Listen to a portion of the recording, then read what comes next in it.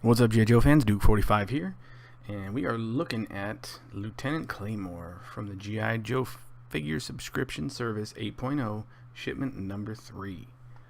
So I was really excited about this figure when I saw that he was on the list of characters that was going to be part of the Figure Subscription Service. I remember him from the cartoon. He was the person who Dusty kind of replaced in terms of duties and power within Cobra. So, you know, he was always a character that kind of stuck out in my mind, and I was, like I said, really excited to get him.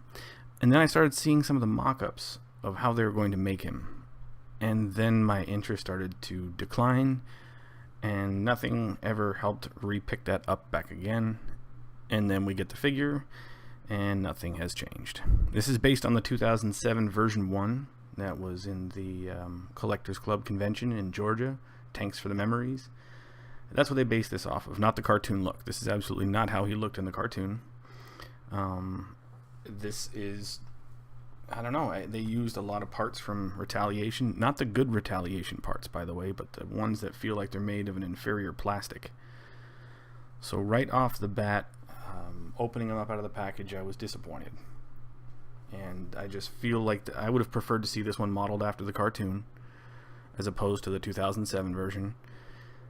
He is supposed to be the Cobra Shock Trooper commander, but he doesn't match anything about the Shock Trooper. I'll put the Shock Trooper right here. At least this is the one that they released. Maybe a different Shock Trooper that they were planning to kind of pair him with, but this is the only one in the modern form, and he does not look like he matches it in any way. This blue is way off from what this is.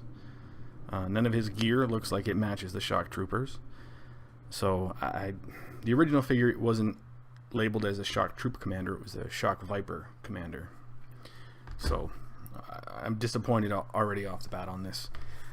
Let's look at the parts, but before we do that, let me go to another part that to me I don't really understand. So apparently the original 2007 version had the same or similar hairstyle, but you take it off and what is this? What is that? That's the hairstyle here? I mean, I know the 2007 one apparently had, you know, similar hair, but we could have done better than that, right? Because this, you know, if he combs his hair forward, fine, but it shouldn't be this perfect. Green Yeti said this looks like, you know, a Nintendo Wii character, and I chuckled because it kind of does. It's also got some of those, like, Charlie Brown lines on it.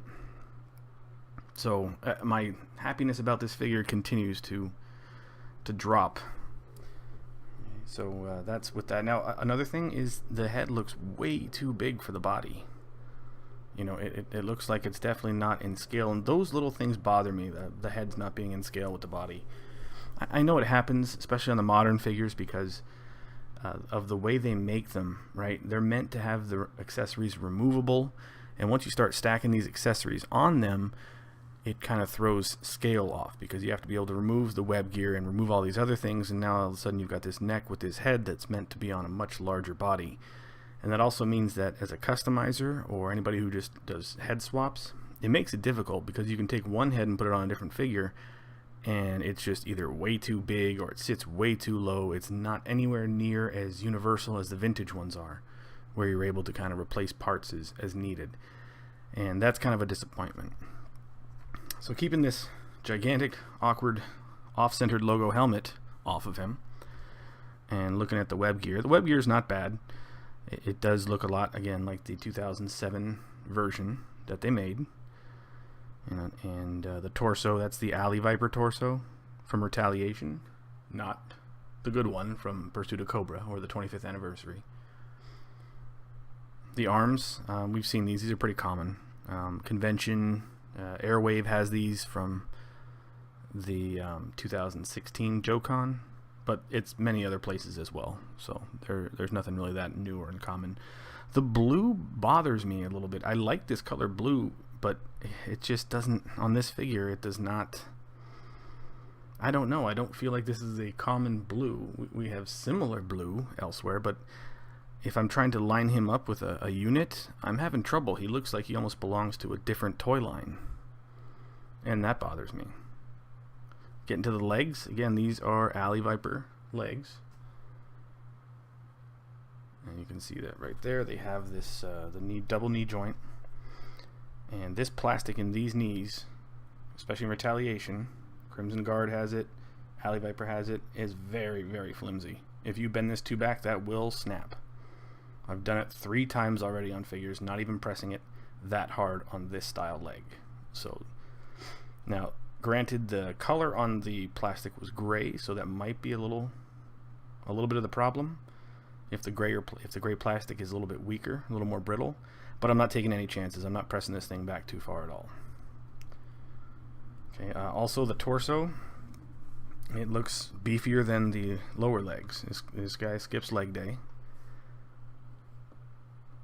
So it's nothing about this figure to me makes me excited about it at all. Just everything I look at looks like it doesn't belong there. Flipping him over, you can see he's got a knife back here. And let's check, is that removable? That is removable. So a blue handled knife. And he does have a pistol here. This is removable. Blue pistol. I would have liked to have seen like a black pistol, and this is in that weird blue color. Not weird blue. I like this color on its own, but you know, Cobra's got a lot of blue, and I don't think this actually matches any of those blue. Alright. So that is the figure on here. As far as the flexibility, yeah, double knee joint, wrist joint. Yeah, he's got a wrist joint. The head goes up and down, and it turns around. But nothing on there really makes me super excited. For those of you who didn't like the 90s vintage figures, this is very much like a modern version of all the mistakes that they made in the 90s. Now, don't get me wrong, I love the 90s figures, but there were some things they could have done better, and to me this is the modern equivalent of that. And what do I mean by that? It means that they use this blue plastic on everything they could. Here is a Bazooka. Yeah, check that out. Giant blue bazooka. Alright. They also put it on the handle here. Now this matches the knife in his pocket, the pocket knife. But I don't know why that's needed. The helmet, of course, and he's got the Bazooka Backpack also in the blue. So it's like they purchased a lot of this blue color and used it for everything they could. Now, people hated the weapons trees, the accessory trees in the 90s that were all the same color. This is a modern version of that. So, how does he hold his weapons? Well, we'll go ahead and pop the backpack on him. See how that works. Okay, backpack sits nicely. Bazooka, let's check that.